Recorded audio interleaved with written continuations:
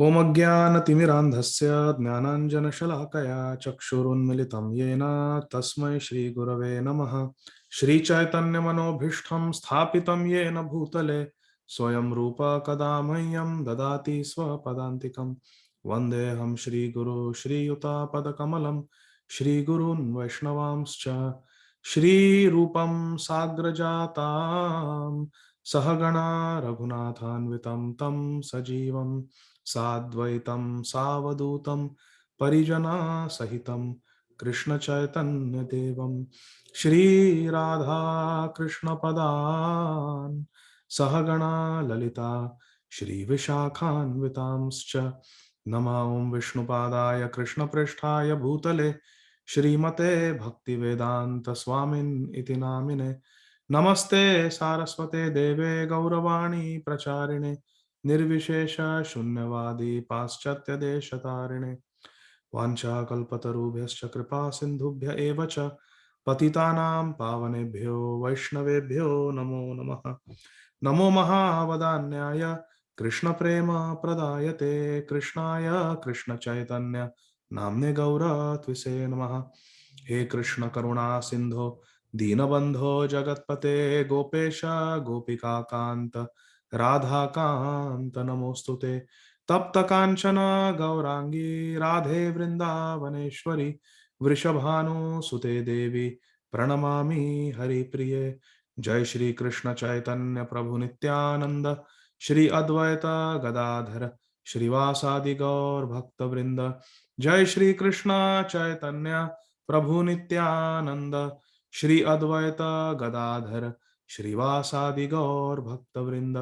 Hare Krishna Krishna Krishna Hare Hare Hare Ram Ram Ram Hare Hare.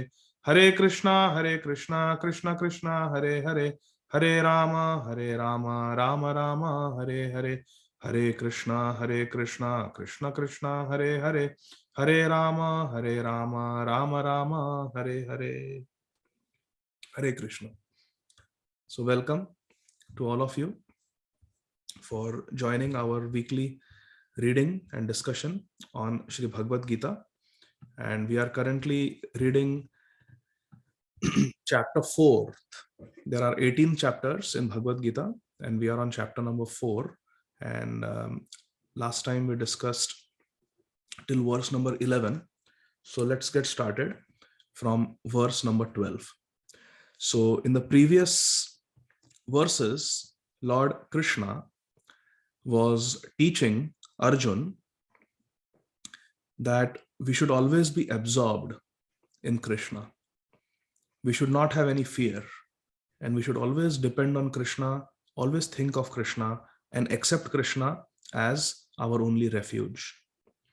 And Krishna finally said that as people approach Krishna, Krishna reciprocates with them accordingly. That was verse number 11. So now we start from verse number 12.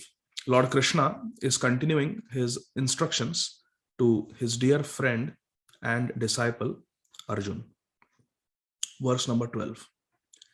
Men in this world desire success in fruitive activities. So fruitive activities is what? We do some activity and in return we expect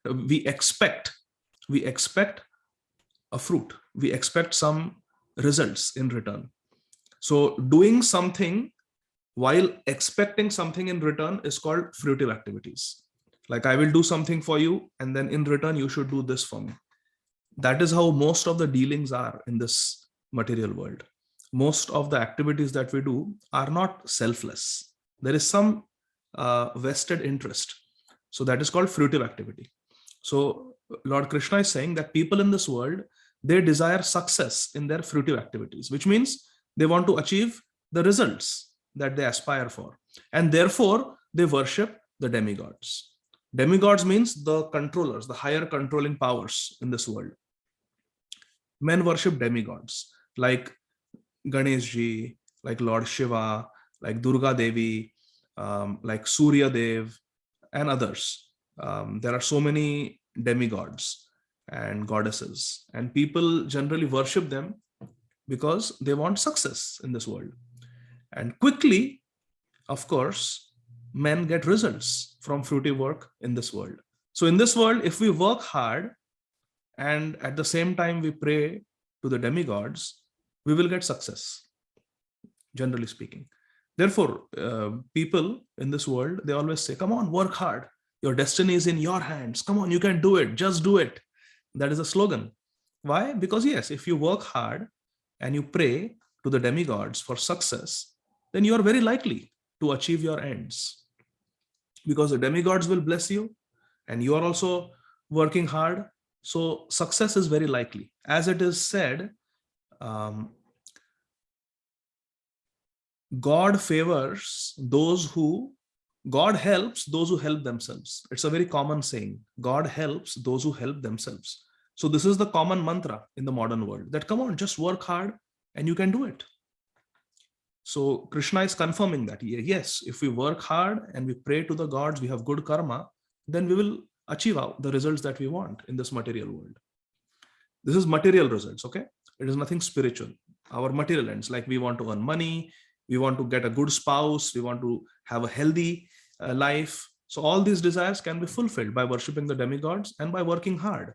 Like we eat healthy, we exercise, we study hard, we are careful with our career, we are careful when we drive, we do all these things and we pray to the demigods and we have good karma, then yes, most likely we will get success in this world. Verse number 13. According to the three modes of material nature and the work associated with them, the four divisions of human society are created by me. Lord Krishna is saying. So we saw that there are three modes of material nature, my dear friends. So this whole material nature that we see, that includes the Earth planet, it includes the entire solar system, it includes the entire Milky Way, it includes the entire universe. This entire material universe with all the planets and stars and the space and everything included, all living entities included, this whole material world, my dear friends, is under the influence of three modes of material nature. It is these three modes that makes everything go around. What are these three modes? Modes of goodness, passion, and ignorance. Creation, to create anything in this world. For example, some people call themselves entrepreneurs. They like to create new companies. They like to create new startups and different ventures. They like to create things. So they are in the mode of passion, because to create something you need passion. And isn't it, we say, I am so passionate about my work, I want to achieve this. So any creation or developing anything, growing something, expanding something requires passion. And destruction, so it's the opposite of creation, it's the opposite of growth. Destruction, dwindling and destruction happens in the mode of ignorance. So there is mode of passion where creation and growth takes place. There is mode of ignorance where deterioration and destruction takes place. So mode of ignorance, when we do things that we are not supposed to do, when we break the rules, when we commit illegal things, we perform illegal activities, what happens? We will get into trouble. And then everything declines and finally gets destroyed. That happens under the influence of mode of ignorance. Destruction takes place. So what is the mode of nature that helps us maintain something nicely, to make something sustainable? That's mode of goodness, the third mode. So there's mode of passion for creation and growth. There is mode of ignorance that causes dwindling, deterioration, and destruction. And maintenance and sustainability happens under the mode of goodness. These are the three forces in nature, and they are created by Krishna. They are created by God. The force of goodness, passion, and ignorance. So what is this mode of goodness? Mode of goodness is when we are sustainable, when we are thoughtful, when we are kind and considerate. That is mode of goodness. You see, there is this vegan movement nowadays where we eat plant-based food. We don't eat food that comes from the dairy industry or from the slaughterhouses. We are sustainable. That is more sustainable. It is more eco-friendly. It leaves behind less carbon footprint. The vegan diet. Just to give an example, recycling plastic. That's, in the mode of goodness, where we are sustainable, we are kind to the environment. We are not just selfish and thoughtless, we are thoughtful. So that is mode of goodness. And in mode of goodness, what happens? What is the result of mode of goodness? Sustainability and maintenance. We are able to maintain. We can live longer. We are able to maintain our health. We are able to maintain the ecology. So that is mode of goodness. So these three forces are present in nature at all times. And these three forces of nature influence all of us: mode of goodness, mode of passion, and mode of ignorance. It is up to us what we choose to be under the influence of. It's like tuning into a radio station. There are three radio stations in this world: mode of goodness, mode of passion, and mode of ignorance. It depends on us who we want to listen to. Do we want to listen to the mode of goodness, or do we choose to be under the influence of mode of passion or mode of ignorance? And believe it or not, all these three influence us. It just depends who we choose to listen to. And Bhagavad Gita is teaching us that we should try to be as much as possible in the mode of goodness. That is a teaching. So here, Lord Krishna is saying, according to these three modes of material nature, mode of goodness, mode of passion, and mode of ignorance, and the work associated with them. What is the work associated with mode of goodness? To be thoughtful, to be kind, to be peaceful, to be loving, to be religious, to be sustainable. That is work in the mode of goodness. What is work in the mode of passion? To be ambitious, to create, to work hard, to grow. That is mode of passion. And what is in the mode of ignorance? To be very insensitive, to be cruel, to break the rules, to be insensitive to the needs of others, to harm others. That is mode of ignorance. And that leads to destruction and deterioration. So based on work associated with the three modes of material nature, this human society has been divided into 4 classes by Krishna. And what are these 3 classes? It is the Brahman class, which is the teachers, the Kshatriya class, who are the military and the administrators. Then there is the 3rd class of people, that is called Vaishyas, and that is the commerce or the merchant type of the business people. And the 4th class of people in this world is the Shudras, who are the laborers or the assistants, laborers. Okay. So the human society is naturally divided into these 4 classes of people by Krishna based on the influence of the 3 modes of material nature, depending on who chooses to tune into which frequency of the radio station, goodness, passion, or ignorance. Human society is divided into these 4 classes. So what is mode of goodness? People who are mainly under the mode of goodness. They are kind, they are learned, they are knowledgeable, they are soft-spoken, they are considerate, they are sustainable. Such people are in the mode of goodness, and they are called Brahmanas. And they represent the head, the brain of the society. That is the first class. There are 4 classes. First class is Brahman class. And this is a natural division. Sometimes people accuse that Hinduism has caste system. And this caste system has been the cause of a lot of injustice and social problems historically. And to a certain extent, this is true. But it is not the caste system that is the problem. It is a wrong application of these natural 4 divisions that is the cause of injustice and social problems. People have exploited their position, and they have suppressed and ill-treated those under their influence. And that is what has caused the problem, not the caste divisions that Krishna has created. Because these caste divisions, whether we like it or not, whether we admit or not, they exist in every society, even in the Western society. It is natural. For example, if someone is a professor and is giving education, is teaching, that profession is a Brahminical profession, naturally. If someone is a soldier or a Navy SEAL, if someone is serving in the US military, that person is a Kshatriya. If someone is doing business, is selling things on marketplace or Amazon, or has a shop, all these businesses that are out there to make money, make profit, these are all Vaishyas, the third class of people.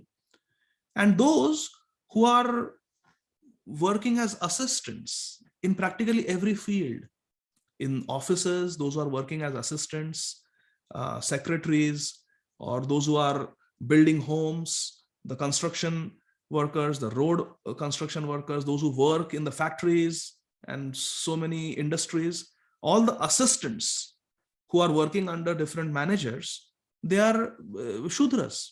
That work is a Shudra-like work. So these are natural divisions. So this division is very natural and it is created by Krishna. This is not the problem. But when the Brahmins or the Kshatriyas think that because we are superior, we can exploit those under us, that has been a problem. Yes.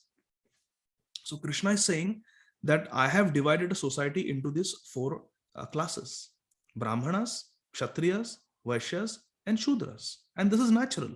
Those who are under the influence of mode of goodness, they are Brahmanas. Those who are under the influence of mode of goodness and passion, they are Kshatriyas. Now, how is that? You see, in the military, there is a common motto, or there is a rule that they live by: no man left behind. This is very extraordinary.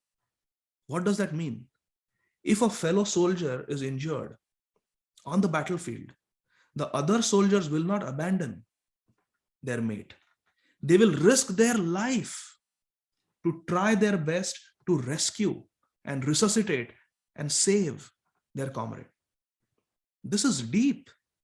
This is really very deep. It is not easy to risk. You can easily get away, but to risk your life to save someone else, this is a great sacrifice. This is in the mode of goodness. This is in the mode of goodness, because the tendency is to always put ourselves first.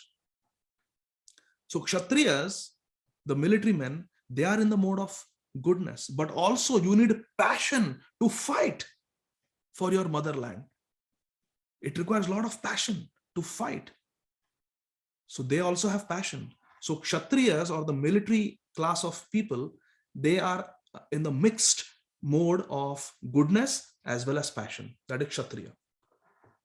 Now, those who are in the mixed mode of passion and ignorance, they are called Vaishyas. What is passion and ignorance? To be a businessman, to be in the field of commerce, requires a lot of passion, because you want to create something, you have to make a profit. And sometimes to make a profit, we have to cheat. We have to cheat. Just yesterday, day before yesterday, I had an experience. I bought a car for my son, and there were so many problems. Now, I'm not knowledgeable about cars, but they told me everything works fine, and it was raining and dark by the time we got to the dealership. I did a test drive, but I couldn't really detect. But after buying the car, I realized that when my son was hooking up his iPhone, the dash just didn't work. The audio controls didn't work. The Bluetooth didn't work. Nothing worked. And before buying the used car, we did not test it out. So in 4 days, we tried to fix it, and there were so many other problems also. I should have got a mechanic to check out the car before I bought it, but I felt, I cannot, it's not safe to give that car to my son. So I sold it in 4 days. I feel such a fool, so ashamed to say that, but I sold the car in 4 days. And yesterday or day before yesterday, I bought him a new car, which has a warranty, bumper to bumper warranty. So I don't have to worry about all these things. But when I went to sell this used car, I had a huge loss, $9,000 loss. And they said that, oh, you paid too much, and this is what your car is worth, and this is wrong with your car, that is wrong with your car, the previous owner has not used it properly. It came with a list of problems in that car. and oh, we are going to just sell it for no profit now. We are just doing you a favor because we want your business. This is the max we can. We are actually taking a loss. So a car that was $19,000 the previous days now no more than $10,000 in 4 days with no accident on it and hardly like 20-30 miles driven. But anyway, so this is business. This is business, because in business sometimes you have to lie. Oh, I'm not making any profit for you. I'm just, well, nobody can survive without making a profit. Just to keep the lights on, just to pay the overhead expenses, you have to make a profit. So in commerce, in business, you have to lie, and that's in the mode of ignorance. So the third class of people, those who are in the business and commerce, they are in the mixed mode of passion, because for growth in business, everybody wants to grow and acquire, the hospital systems. Look at the hospital systems here in Atlanta. There is Emory Healthcare, there is Piedmont Healthcare, there is Northside, and there is Wellstar. And they just keep buying the small little hospitals. The small hospitals just cannot survive anymore, because these big hospital systems they'll buy. So Piedmont will have like 10, 15 hospitals under it, and so will Emory, and so will Northside and Wellstar, and then they control. Then they can even dictate to the insurance companies how much they're going to charge from the patients and how much the insurance company should pay. And likewise, the insurance companies want to buy the small health insurance companies. So there are big companies. There is Cigna, there is Aetna, and Blue Cross, and then they can dictate, they can control. So all this controlling mentality, making more profits, this is beating the competition. This is all mode of passion. And to do that, sometimes we have to lie, sometimes we have to cheat, sometimes we have to use unethical business practices. That's mode of ignorance. So the third class of men, the business people, they are in the mixed mode of passion and ignorance. And those who are assistants, those who are workers or laborers, generally it is seen that they have just a lot of responsibility without any power, unfortunately.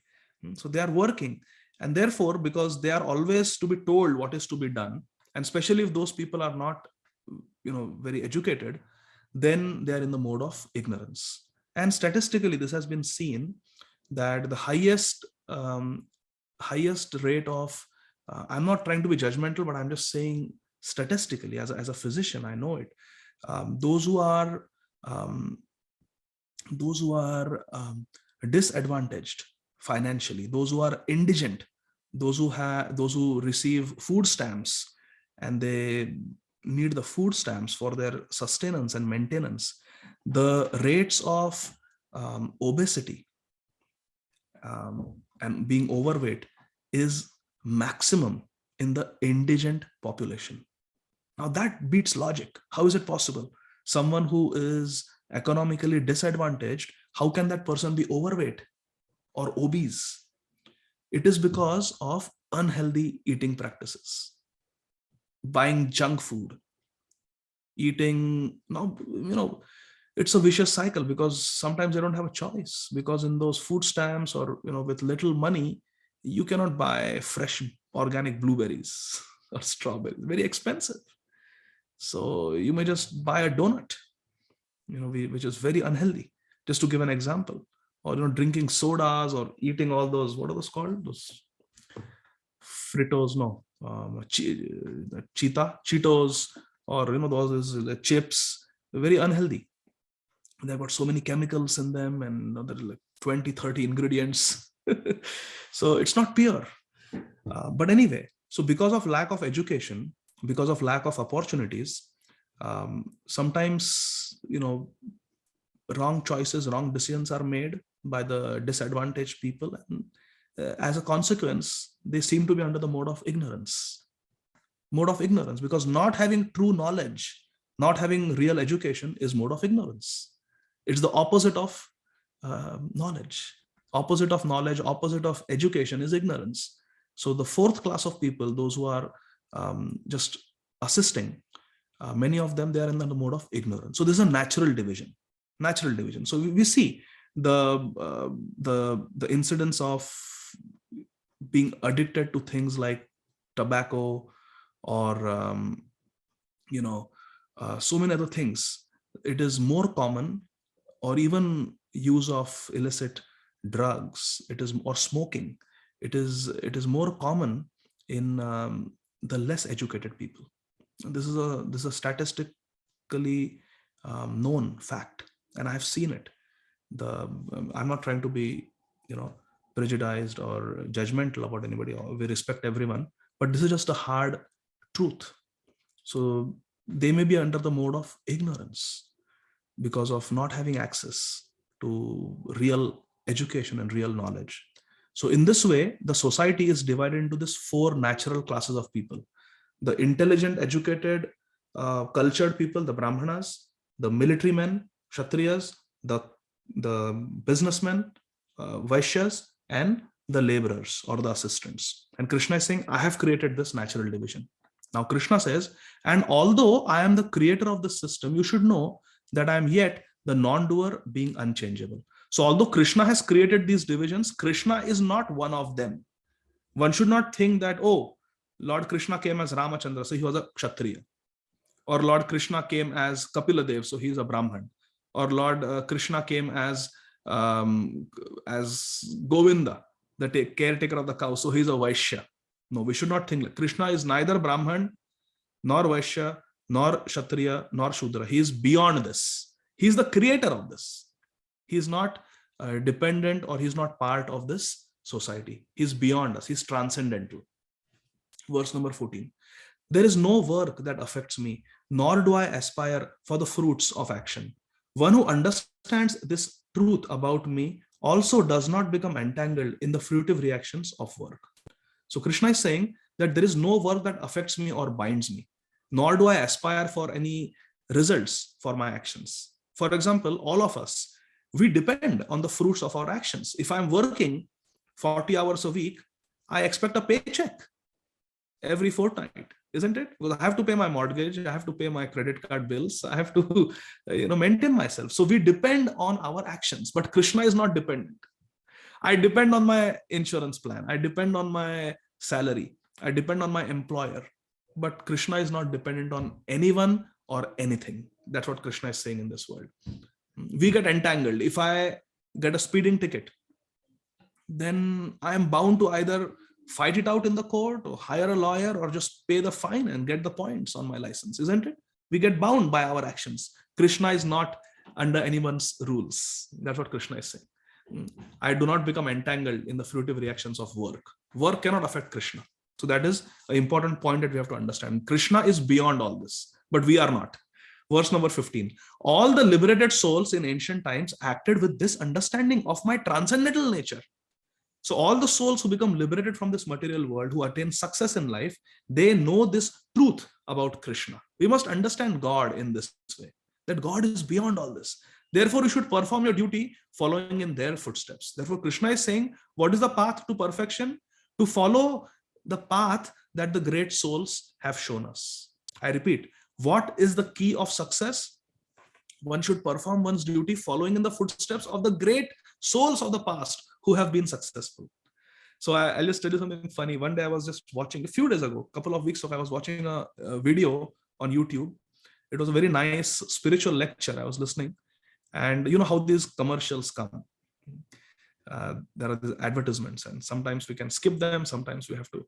But some advertisements are so catchy that it's hard to skip, and you feel tempted to just see what are they trying to sell. So there was one such ad which I did not hit the skip ad button. And what was the ad was like so tempting. It said, in 15 seconds, I will tell you how to be a something millionaire, or how to earn something $30,000 a month, something like that, something like that. And this is, believe me, this is not cheating. This is not, I am a millionaire and I am telling you this. This is, I want you to also be a millionaire. I retired at 30, something like that. It was too tempting. I thought, okay, let me just, internally, I will keep chanting Hare Krishna so I don't waste my time. But let me listen to this, what this fellow has to say. And he said that I will tell you a secret, how I became a millionaire and how many millionaires, several millionaires have become millionaires. And what is that? You accept another millionaire as your mentor. So then I got the message and I skipped that. But the point he was trying to make is that if we want to be successful as an entrepreneur or whatever, we need to take guidance from someone who has done it in the past and someone who has been successful. So if you want to become a millionaire, accept another millionaire as your mentor and learn from them. So the same principle, these modern so-called, these teachers who are very successful in today's society, they are teaching, but you see, it is all coming from our holy scriptures. The same principle Krishna has spoken thousands of years ago. Therefore, you should perform your duty following in their footsteps, following in the footsteps of the Mahajans, of the great souls of the past, who have become successful in their life, is the path to success. Mahajanoyana Gatha Sapanta. Verse number 16. Even the intelligent are bewildered in determining what is action and what is inaction. Now I shall explain to you what action is, knowing which you shall be liberated from all misfortune. Even the intelligent are confused in understanding what is action and what is inaction. So there are three things. There is action, karma, there is inaction, akarma, and there is action is divided into two types. There is good action called sukriti or good karma, and then there is bad action called vikarma. So there is good karma, there is vikarma, and there is akarma. Akarma means inaction, means action in Krishna consciousness. These are the activities that don't bind us in this material world. Bad action is vikarma, which keeps us bound in this material world. And good karma or sukriti, good karma is pious activity which gives us benefit. For example, if we give charity to someone who needs, or if we listen to our teachers nicely, we attend the classes nicely, we study nicely, then the result will be good. We will get good marks, we'll have good grades in our exam, we'll be successful, things like that. If we do bad activities, like we drive under the influence of alcohol, for example, or we smoke, what will be the result? Either we will be caught, we'll get a ticket, our license will be suspended, we might be arrested, and by smoking we may get lung cancer or oral cancer or so many other diseases. We may get a heart attack or stroke. So bad actions have bad consequences. Good actions have good consequences. So there is karma, there is karma is good activities, vikarma is bad activities, and there is akarma. Akarma means chanting Hare Krishna. Now we are chanting Hare Krishna, Krishna Krishna Krishna, Hare Hare, Hare Rama, Rama Rama, Hare Hare. Is this good karma or is it bad karma? It is neither. It is not good karma, it is not bad karma. It is transcendental karma. It is bhakti. It is devotional service. This act of chanting Hare Krishna has nothing to do with this world. It is not an activity of this world. It is an activity of the spiritual world. Golokera Premadhana Harinama Sankirtana. It is an activity of the spiritual world. Therefore, it gives spiritual credits, not material credits. So good action gives material credits. Bad action gives material discredits. And inaction or spiritual activity, they give us spiritual credits. We will go back to the kingdom of God if we follow those activities. So Krishna is saying that even intelligent people are unable to understand what is bad karma, good karma, and what is akarma or spiritual activities. It is difficult to understand. Now I shall explain to you what action is, knowing which you shall be liberated from all misfortune. Now Krishna is saying, now I will explain to you the law of karma. If you understand the law of karma nicely, then you will never get stuck in this material world. Verse number 17. The intricacies of action are very hard to understand.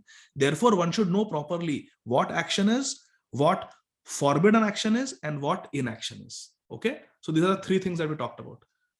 What action is means what are good activities that give pious results.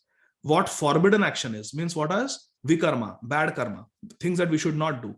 And what inaction is. Inaction means spiritual activities that neither have pious results nor impious results. They are transcendental. They give us spiritual results. That is inaction. So there are three types of activities. Verse number 18. One who sees inaction in action and action in inaction is intelligent among men, and he is in the transcendental position, although engaged in all sorts of activities. Hare Krishna. This is intriguing. This is very cryptic. Krishna is the Supreme Lord. He can speak in such a cryptic language, but Srila Prabhupada, he has explained it very nicely, made it very easy. So I repeat, one who sees inaction in action and action in inaction is intelligent among men. and he is in the transcendental position, although engaged in all sorts of activities. What does this mean? Okay, let's see. It's very simple. One who sees inaction in action. So now, reading Bhagavad Gita, like we are all reading, this is inaction because this is spiritual activity. But if someone from outside sees us, okay, this is just a bunch of people coming together and reading a book. It's a book club. But there are so many book clubs. There are people reading novels and there are people reading so many things. They are ordinary, mundane literatures. And they may give entertainment, they may give information, they may be a way to kill time, but that is not spiritual activity. Actually, we cannot kill time. It is time that is killing all of us, slowly but surely. As sure as death, it is said. As sure as death. So, reading non-spiritual literatures,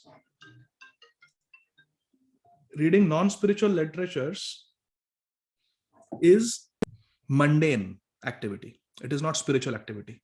We are also reading literatures. We are also reading books. But these are spiritual books like Sri Bhagavad Gita, like Srimad Bhagavatam. So this is inaction. So that explains this part of the sentence, this phrase. So one who sees inaction in action. So right now we are doing action. We are reading, having a book club. But this is not an ordinary book club. We are not reading some Shakespeare. Nothing against Shakespeare, with due respect to Shakespeare. But we are not reading Shakespeare or who I don't know other authors. When I was in school, I used to read Jeffrey Archer. He was my favorite, used to be my favorite author. But anyway, so we are not reading Jeffrey Archer or Shakespeare or so many other. That Tom Cook, the medical novelist, I used to read him also a lot. Whatever. So we are not reading all those novels and fictions and mundane literatures. They give entertainment, they may give us some knowledge, but they cannot take us closer to God. So they are mundane, they are material literatures. So we are reading a book, but this is a spiritual book. Therefore, although this may look like an action to someone else, like karma, but actually this is not karma, this is akarma, this is inaction, this is spiritual activity. This reading of Bhagavad Gita, reading of the message of Krishna is going to give us spiritual results. So one who sees inaction means spirituality in action, in apparently ordinary activity. Reading a book is ordinary activity, but this is actually spiritual. Okay. And one who sees action in inaction is intelligent. Now, how can we see action in inaction? So someone may say that, well, I am doing something very pious. I am, going to build homes for the homeless, or I'm going to feed the homeless. Now, these activities are good, but they are actions. They are not inaction. It may look appear to be a very spiritual activity, but actually it is not. I'm not saying that we should not give charity. We must give charity. But what I'm saying is our charity should also have a spiritual flavor to it. Instead of giving ordinary food and serving meat to the disadvantaged people, we can give them Krishna Prasad. We can give them sanctified food. We can give them spiritual food. So that will give them physical benefit, satisfying their hunger and nourishing their body. And it will give them spiritual benefit by feeding the soul. They will get spiritual credits. But people don't understand that. And they feel that any charity is spiritual. So that is what Krishna is saying, that we should see action in inaction. It may appear as inaction. Oh, very nice activity. You're feeding, you're doing God's work. Well, not exactly, because you are giving them meat to eat, and that is only going to increase their sins. So there is an action in that inaction. And you are doing charity. What is going to happen? You expect that you will be known as a pious person, and you will go to heaven, whatever. So you are expecting something in return. So that also becomes action. It is not inaction. Inaction means spiritual activity done without any ulterior motive, without any vested interest. It is not fruitive activity. It is without any expectation in return. That is spiritual. So one who sees action in inaction. Sometimes something may appear to be a spiritual activity, but it may not. So intelligent person knows how to differentiate. between action and inaction. That is essentially what Krishna is saying.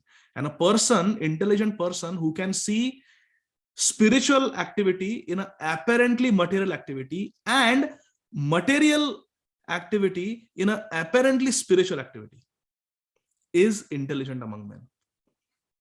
But if food is being distributed and it is Krishna Prasad, and simultaneously the chanting of the holy name of God is being done, then that becomes spiritual. Then it becomes inaction. Otherwise, it is action. So one who understands this is intelligent. And such a person is in a spiritual position, in a transcendental position. Transcendental means spiritual position. Although engaged in all sorts of activities. For example, singing and dancing, that people are doing even in a discotheque, in a club. They are having loud music, rock and roll music, and people are drinking alcohol and they're smoking and they are dancing. Okay. And it is called gentleman's club. That's the irony of today's age. It's called gentleman's club. But all those activities of singing and dancing, they bind us in this material world. So they are action. They are bad karma. But what is inaction? When you come together with devotees and you praise the name of the Lord, you sing the name of God, and you dance in happiness, in joy with the devotees of the Lord. You're chanting Hare Krishna, Krishna Krishna, Hare Hare, Hare Rama, Rama Rama, Hare Hare. When we do Harinam Sankirtan, that is also singing and dancing, but that is inaction, that is spiritual. So although engaged in all sorts of activities, so our activity of singing and dancing is similar to what some people are, boys and girls are doing in the clubs, in the pubs or disco, whatever you call them. The activity is same, singing and dancing and music. But there is a gulf of a difference between what is being done in the liquor shops and in the clubs of this material world, and what is being done when devotees come together and they sing and glorify the Lord. There's a huge difference. So therefore, although engaged in all sorts of activities which may apparently be ordinary activities, but actually they are transcendental. And one should be able to recognize what is transcendental, what is spiritual, and what is material. That's what Krishna is saying. Verse number 19. One is understood to be in full knowledge, whose every endeavor, every action is devoid of desire for sense gratification. See, this desire for sense gratification is the cause of suffering in this world, my dear friends. What is sense gratification? Sense gratification means we want to enjoy with our senses. What are the senses? Eyes, ears, nose, tongue to taste, and skin to touch. With our eyes, we want to see somebody or something. With our skin, we want to touch that person or touch something. With our tongue, we want to eat something. Oh, I really want to eat pepperoni pizza. But little do we think that pepperoni is some poor little cow that has been slaughtered mercilessly. I want to eat bacon for breakfast, but that's a pig that has been slaughtered. I want to have turkey on Thanksgiving, but it's a poor bird that has been killed. When you have less violent options, when you can eat something plant-based, because plants don't have a central nervous system like a turkey or like a cow or like a lamb or like a hen. And we can say eat more chicken, don't eat beef. Yes, but eating chicken is also sinful. Eating chicken is also giving pain to a little bird. Why? We have less violent, less painful options. Why can't we be sensitive? If a dog gets lost in the neighborhood, people will put, all these yard signs, dog lost, call us. Don't chase the dog, just call us. A reward will be given, or so many things we do. Okay, that is very nice. This is very good. We must be kind and considerate to the dogs. But then why be partial towards the dog and ill-treat the cows and the sheep and the chicken and the fish and the turkey? Why? And the pigs. How are they different from a dog? Just because in our eyes a dog is a little bit more intelligent and can follow our commands and can be trained, and the dog makes us feel happy, comes and licks us, do we think that a cow is any less? So, but my tongue wants to eat it. I love the taste. Once I was discussing with a colleague of mine that, why do you eat beef, or why do you eat meat? He said, oh, I love the taste of meat. So just because my tongue wants it, Just because I feel my body will become stronger, I'm willing to give pain and I'm willing to torture other animals. Just see how cruel we are. This is sense gratification. So we have to give up desire for sense gratification. He is said by sages to be a worker for whom the reactions of work have been burnt up by the fire of perfect knowledge. Now, one who understands that this is the problem with the pornography industry. With my eyes, I want to see pornography. With my skin, I want to have sex. I want to touch somebody or something or someone, and I want to enjoy, even though it is sinful. I'm already married or I'm not married. Then why should we do that? It is sinful. So to want to do those things just because our senses are demanding it, that is very sinful. But a person who understands the message of God and gives up illicit sex, gives up meat eating, gives up gambling, and gives up, what is the fourth principle? Meat eating, intoxication, gambling, and illicit sex. One who gives up all these things in knowledge, knowing that God will be displeased. Then Krishna is saying, such a person is said by all the learned sages to be a worker for whom the reactions of work have been burnt up by the fire of perfect knowledge. What it essentially means is such a person is not bound in this world because all the karma that he has is burned to ashes, by perfect knowledge. My dear friends, this is the power of knowledge. Therefore, we must cultivate knowledge. Unless we have knowledge, we are in ignorance. So having knowledge means to understand what is right, what is wrong, understand what we are supposed to do, and do what we are supposed to do. That is the main thing. Such a person is never bound in this world. Abandoning all attachment to the results of his activities, ever satisfied and independent, he performs no fruitive action, although engaged in all kinds of undertakings. So this is very important. Abandoning all attachment to results of his activities means whatever we are doing, being completely attached. Oh, I gave you a rose on Valentine's Day and you are going out with another person. Oh, you ditched me. Oh, you are so cruel. And now I will take to drugs and I will take to smoking because I'm depressed, because I'm hurt, because I've been cheated. So, and I will listen to blue music and, just getting depressed and, friends coming and sympathizing. Oh man, yes, man, you're right. This is really bad. This is ridiculous. Yeah, man, I feel for you, bro. What is the use of all this? Why are we taking shelter of mode of ignorance? To get intoxicated is mode of ignorance. Why are we doing that? Just because someone has ill-treated. And why? Because we are attached to the results of our activities. I love you, I like you, I'm infatuated, and I'm nice to you, so you must also be nice to me. No, that is expecting results for our activities. We should not expect such things. And ever satisfied. We should be satisfied. Whatever we have, we should be satisfied. We have a wife, we have one husband, we should be satisfied with our spouse. Not that looking here, looking a roving eye. Oh, I wish I had that person as my spouse. Oh, that person is so lucky. He has got that person as the partner. We should not desire. We should be satisfied. If our salary is $50,000, we should not envy someone who's making $200,000. We should be satisfied with what we have. We get according to our karma, according to our previous activities. We try our best, we work hard, and then what we get, we should be satisfied.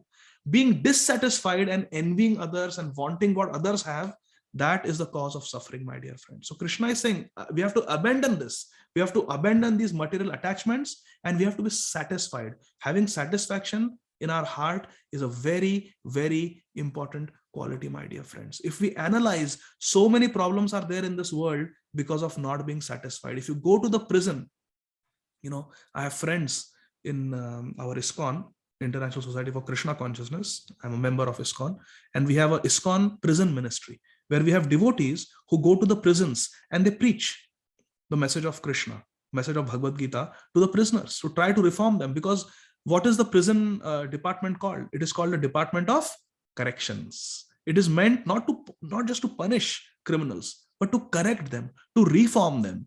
And what happens in the prison? They go, they meet other criminals, they don't get good food, they are just bored there, and they get angry and they resort to even worse activities than before, and they come out and they commit the crime again. Statistically, when after their incarceration is over, they come out in the society, they are very likely to commit the crimes again. Why do they become repeat offenders? Because they have not been reformed, they have not been corrected. So devotees go and preach, and when they are preaching them, the message of Bhagavad Gita, sometimes in the conversation they ask, so what landed you in the jail? And the things that they tell, oh, in anger, I murdered somebody. I found that, my partner was cheating on me. I met the guy who was cheating and, I just killed him, or I shot him dead, or I shot my partner dead, or whatever. I really wanted money to buy cocaine. And, under the influence of cocaine, I just robbed somebody, or I murdered somebody. It is so common. Or I really wanted this person, so I committed a rape, or I did that, I did this. So when you analyze why most people are incarcerated, it is because of not being satisfied in life. We have discussed it many times. As a rule, man is a fool. When it is hot, he wants it cool. You give it cold, he wants it hot, always wanting that what is not. Always, our mind, the nature of mind is to ask for new things. I want this, I want that, I want this. But we have to control our mind and be satisfied. Okay, I have got this, I have got this, I have got this. I'm going to be satisfied. I'm going to be a good person. I'm going to do what I'm supposed to do. I'm going to do what will please Krishna. And we should just give this a try. There is a divine joy and happiness in being good. We feel that some money is going to make us happy, to buy cocaine, or shoplifting something from a shop and getting something free without having to pay for it. That is going to give us any sustainable happiness. Really, it will never happen like that. That money that we acquire by cheating is going to go away. Whatever fleeting pleasures they come from illicit sex, they last only for a few seconds, my dear friends. And what after that? Then we are left with so much bad karma to deal with. And those impressions of doing the wrong things, they train our mind to want more. We become addicted to the sinful activities. And therefore, with the knowledge of Bhagavad Gita, with the association of sincere devotees, we should give it up. Not being satisfied is the most common reason why people get incarcerated, or why people land into trouble. There was a famous president of this country. Again, all due respect, we all make these mistakes. We are all human. But when famous people make mistakes, it comes in the public spotlight, and we can learn from that. But just not being satisfied and wanting more and more and more. And then there is adultery and so many things, and such a mess, such a scandal, so much publicity, distraction for the public at large, such a bad example for people to emulate, and so much problems. Right? So we see many problems in society, whether it is some, famous sports person or famous actor. And when all these scandals are discovered, it becomes such a problem. Why? For a few seconds of enjoyment. So one has to really think, what is my real benefit?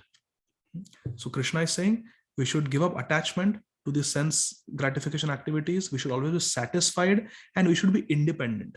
We should not be dependent on other people to make us happy. Oh, if this person is loyal to me, then I'll be happy. If this person is there, I will be happy. Why should we be like that? We should be independent. Even if everybody leaves us, we should train our mind that I will just chant Hare Krishna, I will read about Krishna, I will hear Krishna Katha, and I will try to be satisfied. I will try to be peaceful. That is called independent. But always depending on others to make us happy, that is a disease. If we are like that, we will never be happy, because we will always be disappointed. Always be disappointed. So Krishna is saying we should be independent. We should be independent doesn't mean that we don't care about others. Independent means that we are not dependent on other people to scratch our back, to make us happy. You scratch my back, I'll scratch your back. No, not like that. We should train our mind that I have to be satisfied. I have to be independent. I don't want to depend on others to make me happy. Such a person performs no fruitive action. Means activities to get something in return. No, we don't do that. Although engage in all kinds of undertakings. So although we may be working as an IT professional, or as a physician, or as a businessman, entrepreneur, whatever we are, we do it as a duty for the pleasure of Krishna. And what we get, we offer the results to Krishna. But we are personally not attached. It is like a physician. My dear friend Chandar will be able to understand, will be able to appreciate this. It's like a physician. Physician when we get a patient, we try our best to help the patient. If a patient is in the ICU, struggling, very sick, we try our best to help the patient.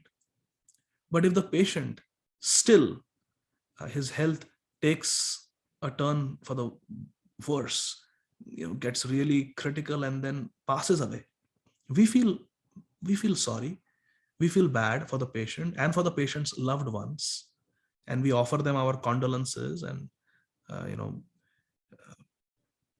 we try to empathize with them, yes, but it is done with a spirit of detachment. It's not that if a patient dies, we just stop working. Oh my God, now I cannot work. Now I have to go into mourning because my patient died. No physician does that. We, we, we feel bad, we feel sorry, but we move on because, as they say, the work must go on, and we move to the next patient and the next patient and the next patient. We have to live in this material world in that spirit, my dear friends, the spirit of a physician, where we do our best, we care, we are compassionate, we empathize, but there is a spirit of detachment. There is a spirit of detachment. So we have to move on in life. We cannot be attached that, if something happens and that's it, now it's the end of the world for me. No one is indispensable, my dear friends. This is the truth in this world. And the truth is, none of us dies. No one will die, because we are spirit soul, we are eternal. That we saw in the second chapter. So we have to understand this transcendental knowledge of Bhagavad Gita, that no one dies. We are not this body. All the sufferings, whether it is health problems, heart attack, stroke, accident, fracture, abuse, whatever it is on the level of the body ultimately, and it cannot touch the real person, that is the soul. And being situated in this knowledge, we have to work. Yes, we can feel bad. Yes, we should empathize, we should be compassionate, but at the same time, we have to keep the focus where there is eternal life, and that is in Krishna consciousness. Our feet are in this world, but our eyes are on the spiritual world, my dear friends. That is how we have to live. That's what Krishna is saying. Although engaged in all kinds of undertakings, although engaged, we are doing everything. The doctor is treating all the patients, but we do our best, and we leave the rest to Krishna. And whatever happens, we accept it as Krishna's will, and we move on. So we discussed till verse number 20. From verse number 21, we will discuss next Saturday, Krishna willing. So if there are any questions, I would like to open it up now. Hare Krishna. You can raise your hand, and you can also unmute if you like. Hare Krishna. Srila Prabhupada ki jai.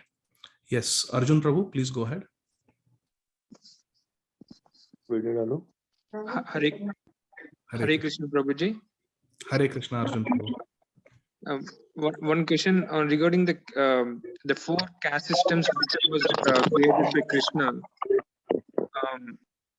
So it is we human beings who actually broke that caste system by taking advantage of the other people in the caste system and Correct. created the disruptions, right? Correct. Yes. How is there, like, if the caste system what has been created is the right thing, so taking a step further into that, right, like getting into intercaste marriages and doing all that, is that the right thing still in the approach, or is it wrong, in the current like even taking the example of Santanu Maharaju, who married Satyavati, who is from a different caste system, right? So it is even in those olden days, it is allowed and respected to do those things, right? But in our current system, it's not, right? So is that also part of we who created that disruption, or is it? I'm kind of little confused. I don't know if I asked the question. This caste system is basically in today's world by birth, correct? If Right. someone is born in a Brahman family, is considered Brahman. Someone is born in a Shudra family, is considered to be Shudra. But that is wrong. In Bhagavad Gita, Krishna says that Chatur Varnam Maya Srishtham Guna Karma Vibhagasha. Krishna says that I have created this 4 systems, 4 divisions. Chatur. Chatur means 4. Chatur Varnam Maya Srishtham. I have created them. How? Guna Karma Vibhagasha. Vibhagan Karma means to divide. How I have done Vibhajan? How I have By divided words. them? Guna and Karma. Guna means their qualities and Karma means their activities. Not by birth. Krishna doesn't say Janma. He says Guna Aspect. Karma Vibhagasha. So someone may have the surname Mishra or Dvivedi or Trivedi or Chaturvedi, but do they know the Vedas? Chaturvedi means one who knows the 4 Vedas. Right. No. But they don't know. So they are Brahman only in name. So therefore it is said that Kalau Shudra Sambhavat. In Kali Yuga, everybody is a Shudra by birth. So Janmana Jayate Shudro Samskarat Bhavet Dvija. Everyone is born a Shudra. Janmana Okay. Jayate Shudro Samskarat Bhavet Dvija. But after undergoing the purificatory samskar, the Upanayan samskar, where the thread is given, Gayatri mantra is given, and we live like a Brahman. Samskarat Bhavet Dvija. Dvija means the twice born. Ja means Janma, birth, and Dvi means 2. Samskarat Bhavet Dvija. Such a person becomes twice born. First birth is through the mother, second birth is through Diksha, initiation. Upanayan samskar. Samskarat Bhavet. So it is samskar that give us the guna and qualities, and by following that, then we become a Brahman, or then we become a Kshatriya. For example, someone may be born in a Kshatriya family, right? Kshatriya family. But they may be doing IT work. So they are not Kshatriyas. Right? So therefore, in Kali Yuga, everything is confusing. So therefore, we have to see caste system not by surname or not by birth, but by activities. If a man and a woman, by activities and their qualities, they are compatible, then how does it matter? What is their birth? Because the division is based on qualities and activities. If their activities and their qualities are compatible, then they can get married, no problem. Okay. But the best way is to keep Krishna in the center. Keep Krishna in the center, and then it doesn't matter. Sri Chaitanya Mahaprabhu said, Naham Vipro Nacha Narapatir Napi Vaishyo no Shudro Naham Varni Nacha Griyapatir no Vanasto Yatirva. He said, Naham Vipro. I am not Vipra. Vipra means Brahman. I am Naham Vipro Nacha Narapatir. Narapati means Kshatriya, the king of the people. Naham Vipro Nacha Narapatir Napi Vaishyo. I am not a merchant kind of person. Vaishya. Naham Vipro Nacha Narapatir Napi Vaishyo na Shudro. And I am not Shudra. Naham Varni Nacha Grihapatir no Vanasto Yatirva. And I am not a brahmachari, I am not a grahastha, I am not a vanaprasthi, and I am not a sannyasi. Yati means sannyasi. Who am I? Gopi Bhaktu Padakamalayora Dasa Dasa Anudasa. I am a servant of the servant of Krishna. That is our real identity. So our real identity, it is not Brahman, Kshatriya, Vaishya, Shudra. It is to be a servant of Krishna. So if a husband and wife can keep Krishna in their center of their life, we chant Krishna's name, we cook for Krishna, we sing for Krishna's pleasure, we associate with Krishna's devotees, we observe Krishna's festivals. So if husband and wife come together around Krishna, then how does it matter what their caste is, what their varna or ashram is? They can be happily together. That is Srila Prabhupada's message. International Society for Krishna Consciousness, where everyone can come together with Krishna in the center. Is that okay, Arjun Prabhu? Yeah, understood, Prabhuji. So the second part of that question. So even if you look through all this history, like Shantanu Maharaj getting married to Satyavati and then doing it's approved and agreed previously in those years, right? But now in the current system, it's wrong, or it is there is resistance to that, right? It's because so the message there is it's not what you come from as a caste or in a way how you get through it. It's more of what you do in terms of work is what the most important aspect, correct? Guna karma, yeah. Okay. Thank you, Professor. Guna karma, yeah. It depends on the qualities of the person. Someone born in a Shudra family may have the qualities of a Brahman. So then that person should be accepted as Brahman. So was it allowed to change from one caste to another caste in those days? Yes, it was allowed. Okay. And there are so many examples of this. Sri Chaitanya Mahaprabhu, he made a Muslim person the Naam Acharya. Naam Acharya. And that is Srila Haridas Thakur, Namacharya Srila Haridas Thakur. So he was born in a Muslim family, but he had the qualities of an Acharya. He knew Nama Tattva, he knew the glories of the holy name, and in his own activity, his own Acharan, he was very perfect. Therefore, Sri Chaitanya Mahaprabhu, आपने आचार्य केह ना करे प्रचार, प्रचार करे न केह ना करे आचार, आचार प्रचार नामेर करह दुई कार्य, तुमी सर्व गुरु, तुमी जगत तेरा आर्य. Sri Chaitanya Mahaprabhu and Srila Sanatana Goswami, they glorified Srila Haridas Thakur as that you have both achar and prachar. Your activities are glorious and your preaching is perfect. Therefore, we accept you as Tumi Sarva Guru. You are everyone's Guru. Tumi Jagatera Arya. And you are the greatest devotee in the whole world. And Mahaprabhu named him Nama Acharya. He is the Acharya, the Guru for chanting Hare Krishna for all of us. So if you look by birth, all of us, our Guru is a Muslim. So why not? Well, he's always chanting Hare Krishna. Haridas Thakur. You should study the character of Srila Haridas Thakur. Okay. It is there in Sri Chaitanya Charitamrita. So this example is that Sri Chaitanya Mahaprabhu, the greatest Brahman and the greatest sannyasi, he is accepting Srila Haridas Thakur, who was born in a Muslim family, as the Namacharya. Means even greater than the Brahmins. Greater than the Brahmins. And who was Haridas Thakur by birth? He was less than a Shudra. Because Shudra is at least a Hindu. But a Muslim in those days, 500 years ago, was not even accepted in the Orthodox Hindu society. They were outcasts, untouchable. Right? In those days.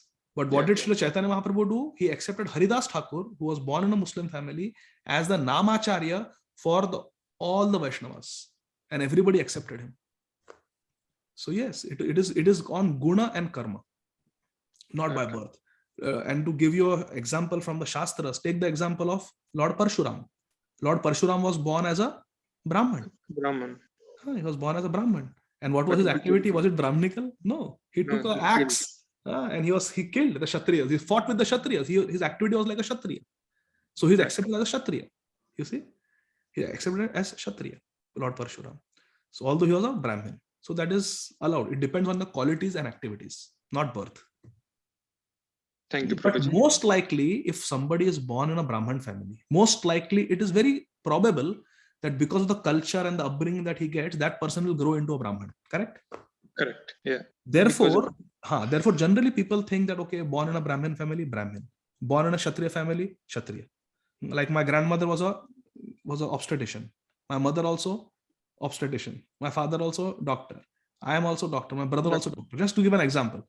Right. So it comes in the family. We grow up seeing all these things, hearing medical terms. We also want to become doctor, like that. So similarly, if someone growing up in a Brahmin family, may most likely end up being a Brahman. Someone born in a Kshatriya family may end up becoming the next king.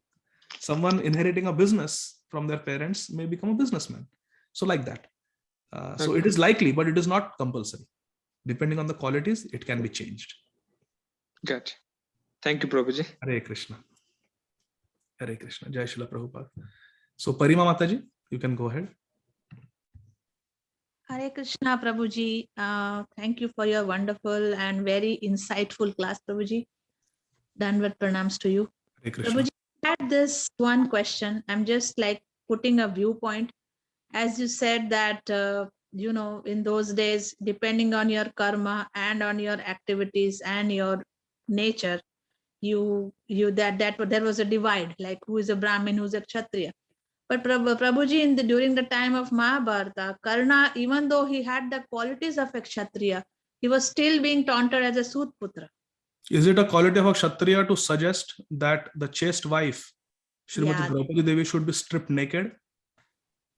But Prabhuji, that all of that occurred after he was, declared to be a Sudputra and insulted. Okay. So if a Kshatriya is mocked and called a Sutaputra, that gives the Kshatriya the right to suggest that a chaste lady like Srimati Draupadi Devi should be stripped naked. No, Prabhuji, that is Then, true. But then even Duryodhan is who is a Kshatriya should not be called a Kshatriya, because he also participated in it, right, Prabhuji? Yes, Duryodhan was a demon. Yeah. That's why he was killed. That's why he became the ruler. He was the next king after Dhritarashtra. And Krishna said, no way. I want Yudhishthir Maharaj to be the king. I want Yudhishthir Maharaj to be the Kshatriya, not Duryodhan. That's why the war was raged. The war was waged, and Duryodhan was killed because Krishna did not accept him as a Kshatriya. Kshatriya means Kshatrayate iti Kshatriya. One who, you know this, one who protects people from harm. That person is Kshatriya. And here is Karna, who wanted to give harm, do harm to a poor lady who was helpless. Can you ever imagine Arjun suggesting such a thing? No, Prabhuji, that's That is true. a difference. That is a difference. Prabhuji, I had just one more question. Like you said that, it is, of course, we all know that the soul is eternal, but I was just curious to know what happens to the soul when a soul attains Sayujya. They retain the identity, but then as what? After Sayujya they- Mukti, Parima Mataji, means we merge into the effulgence of Krishna, effulgence of God in the Brahma Jyoti. So it is a type of spiritual suicide. We no longer want to maintain our individuality as a servant of Krishna, but we want to just be merged in the eternal effulgence of Krishna and become one with that Brahma Jyoti. So therefore it is a spiritual suicide. Why? Because we are losing our individuality. But the soul remains a soul because Jiva is. Soul, yes, soul remains a soul, and therefore it is possible to fall down after Sayujya Mukti. Oh, Yeah. In the 10th canto of Srimad Bhagavatam, that famous verse is there where the Devatas offer prayer, the Garbhastuti. They're offering prayers to Lord Krishna in the womb of Mother Devaki. So the demigods say, Ye anya arvindaksha vimuktamani nastvayashta bhavada vishuddha buddhaya aruya krachena parampadam tata patanti adho anadrad yashmadangraya. That parampadam tata, even though one may have attained the parampad of Brahma Jyoti liberation or Sayujya Mukti, patanti adho, they can again fall down in this material world. Why? Because anadrat yashmad angraya, because they don't have respect, anadar yashmad angraya, to your lotus feet, O Krishna. The devatas are praying. So unless and until we develop a mood of bhakti and devotion, it is possible to fall down. It is possible to fall down. So like that. Sorry, Mataji, Karna. no, I understand, but I just wanted to put this viewpoint and know what you have to say to that, Prabhuji. There's nothing else. Krishna. Hare Krishna, Yeah. Prabhu. Thank you so much they were for your actually wonderful Karna. answer. If you read the Vedic literature, you probably know Karna was Sahasra Kavach. You know that story? He had a kavach and a kundal from Lord Surya. Yeah, his name was Sahasra Kavach in his Okay. previous birth. So in the previous birth, our Puranic literature describes Karna, he was a demon. Karna's name was Sahasra Kavach. He was a Rakshas and he had 1,000 armors. Therefore, his name was Sahasra Kavach. Kavach means armor, Sahasra means 1,000. So Karna was Sahasra Kavach. And by doing a lot of tapasya, he had got that benediction of 1,000, having 1,000 armors. So he was impenetrable in battle. And on top of that, from Brahmaji, he got a benediction that anyone who destroys one kavach, that person will fall down dead. Oh. So even if the greatest warrior comes and shoots an arrow that destroys one kavach, then the shooter of the arrow will die. So then there is no one else left to defeat him. So he was Sahasra Kavach. So he was undefeatable. So then all the devatas, they approached the Supreme Lord, Naranarayan Rishi, for protection. So Naranarayan Rishi said, okay, to save you, we will take up this task. So Naranarayan Rishi, who are always meditating in Badrikashram, they came and they decided that we will fight with Sahasra Kavach. But he had a benediction that anybody who destroys, nobody can touch him because he has got 1,000 kavach. First, you have to destroy the kavachas before you can kill him. And anybody who destroys one kavach drops dead. So Naranarayan Rishi said, both of them said that we will do it. So first, Narayan, he shot an arrow and destroyed one kavach. And then apparently he fell down. Then Nara, he chanted the Sanjeevani mantra, which brings a dead person to life, and revived. And while chanting that mantra, he kept fighting. Sahasra Kavach was not standing, he was fighting violently. He was very powerful. And then Nara destroyed one kavach after reviving Narayan. And then Nara fell down, apparently dead. And then Narayan chanted the Sanjeevani mantra and brought him to life and continued fighting and broke one kavach. And then Narayan fell down. Then Nara continued the fight. Sanjeevani mantra, revived him and continued to fight, broke a kavach, dropped dead, apparently. So this went on and on and on until 999 kavachas were destroyed in this way by Naranarayan, that team. When only one kavach was left, Sahasra Kavach, the Rakshas, he lost all hope. He said, now I'll be finished. So he ran. But one of the quality of Kshatriya is apalayana, does not leave the battlefield, does not abandon the battlefield and show his back and run away. But Sahasra Kavach showed his back and ran away from battlefield. Even though at one time only one of them was fighting. It's not like Naranarayan were cheating. At one time only one would fight. You see, they followed the rules. But still Sahasra Kavach gave up the Kshatriya rules. He abandoned the battlefield and he ran away. Therefore, is he a Kshatriya? No. No, he ran away from battlefield. And where did he go? He went to Surya Dev. And he begged Surya Dev, Surya Dev, please give me shelter, give me protection. Now Surya Dev is a Kshatriya. So he said, okay, I will give you my word. I will give you protection, because the duty of a Kshatriya is to give protection. He said, okay, I will give you protection. You stay with me. When Naranarayan Rishis came, Surya Dev said that he has taken shelter, so give him a chance. Please forgive him. I will take care of him like my own son. They said, all right. And they went back to Badrika Ashram. So in this way, Sahasra Kavach survived under the protection of Surya Dev. And when Surya Dev came to meet Kunti Devi, he wanted to get rid of this child. who had one kavach. So he said, so Kunti Devi said, I don't want a child. He said, no, I have come. I will give you a child and go. And he gave this child, knowing that he will play a role in Krishna's Leela. And in this way, Sahasra Kavach, with that one remaining kavach, was born as a son of Kunti, Karna. Hari Bol! Hari Bol. Thank So he you was so not a much, Kshatriya. Prabhuji. This is a wonderful story you told today. I never knew about this, Prabhuji. Hare Krishna. Hare Krishna. Hare Jai Krishna. Srila Prabhupada. Jai Jai Srila Srila Prabhupada. Hare Krishna. So last question is getting very late. Kasturi Manjari Mataji. Hare Krishna, Prabhuji, Dhanvat Pranam, Jai Srila Hare Prabhupada. Thank you so much, Prabhu, for very nice practical class. The examples of practical day-to-day life you gave, Prabhu, very helpful. One quick question, Prabhu, like in verse number 18, action in inaction. So there can we also understand it like, I mean, you gave the example of the pious activity somebody does. So could it be that also like somebody who is not mature enough but renounce his duties, so it sounds like an inaction, but actually the mind is dwelling on still the sense enjoyment things.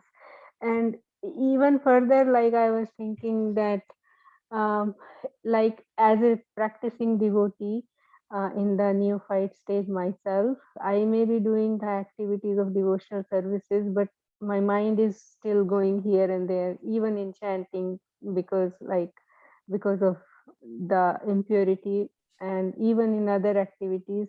So that can also be, even though it is inaction because it is devotional service, but because it is not fully 100% there, it is mind is flickering here and there. So can that also be that action in inaction, Prabhu? Hare Krishna. Regarding your first statement, Mataji, you are absolutely right. You are absolutely right. Yes. That is also action in inaction, when someone artificially, prematurely renounces work. Regarding the second point, that danger is always there, and as a sadhaka we have to be careful. But if we are under the guidance of Shri Guru and we are trying our level best, then we are protected. Yes. We are protected, even though the mind may go here and there. Okay. Thank you so much, Prabhuji. Thank you so much. Hare Krishna. Hare Krishna. Dhanvat Pranam. Dandavat Pranam. Jai Srila Prabhupada. Parima Mataji, I am really sorry. I was just talking about No, Prabhuji. I mean, this just was an open discussion, Prabhuji. So Hare I just like that, the points that you brought up. I mean, it's so convincing, Prabhuji. Don't be sorry for it, please. I'm thankful to you, Prabhuji. No. I just want to beg forgiveness from you. But No. I was talking about Karna.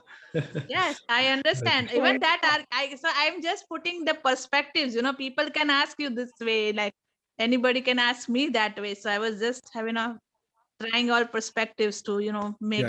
See, even Arjun, Yudhishthir, and Bhim, they were ill-treated. Attempt was made to burn them when they were sleeping. Bhim was poisoned, and so many things were done. They were cheated in the gambling game, but the Pandavas never said that let's bring Duryodhan's wife and let us strip her. That is a difference between a devotee, The a difference. Kshatriya, and a demon. Yes, Prabhu. Hare Krishna. So sorry, Parima Mataji, No, please clarify. Mataji, no, Prabhuji, please don't be sorry. This is just an open discussion, and I really appreciate, when things come up and I get a new viewpoint, Prabhuji. So thank Hare you very Krishna. much. And I'm thankful. Thank you. Dandavat Hare pranams, Krishna. Prabhuji. Jai Shila Prabhu. Jai Dandavat pranam. So thank you very much, dear so devotee. much, Prabhu, for the story, Karna story. I have not any idea about that. Thank you so much, Shastra Hare Krishna. Kocha in the previous life. Thank I you. heard so that much for that. from my Guru Maharaj, Srila Radhanath Hare Swami. Krishna. Thank you so much. Thank you. Prabhuji. Hare Krishna. Thank you very much, dear devotees. Srila Prabhupada ki Jai. Hey, Hare Hare Krishna. Thank you, Prabhu. Hare Hare Krishna, Krishna. Prabhu. Krishna. Thank Thank you. you so much, Prabhu.